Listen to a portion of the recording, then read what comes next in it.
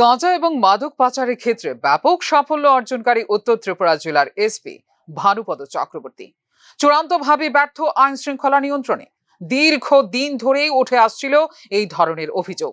সর্বশেষ কদমতলার ঘটনা নিয়ন্ত্রণের ক্ষেত্রেও চূড়ান্তভাবে ব্যর্থ উত্তর জেলার এসপি ভানুপদ চক্রবর্তী।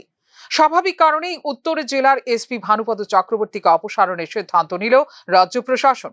ভানুপদ চক্রবর্তীকে সরিয়ে উত্তর ত্রিপুরা জেলার এসপি হিসেবে অতিরিক্ত দায়িত্ব দেওয়া হয়েছে অভিনাশ রায়কে। অভিনাশ রায় দায়িত্ব পালন করছেন ধলাই জেলার এসপি হিসেবেও। শুধু তাই নয়, ভানুপদ চক্রবর্তীকে পুলিশ সদর কার্যালয় ক্লোজড করে রাখার সিদ্ধান্ত নিল রাজ্য প্রশাসন। মঙ্গলবারই এই মর্মে একটি বিজ্ঞপ্তি জারি করে রাজ্য পুলিশের মহানির্দেশক অমিতাভ রঞ্জন 2023 সালের আগস্ট মাসে আইপিএস হিসেবে মনোনয়ন পেয়েছিলেন ভানুপদ চক্রবর্তী। মাদক কারবারের নেটওয়ার্কের বিষয়ে পুঙ্খানুপুঙ্খ জ্ঞান থাকলেও উত্তর ত্রিপুরা জেলার আইন শৃঙ্খলা নিয়ন্ত্রণের ক্ষেত্রে ব্যর্থতার পরিচয় দিয়েছেন ভানুপদ চক্রবর্তী। পানিসাগরের ঘটনার পরিপ্রেক্ষিতে কঠোর পদক্ষেপ নিল রাজ্য স্বরাষ্ট্র দপ্তর।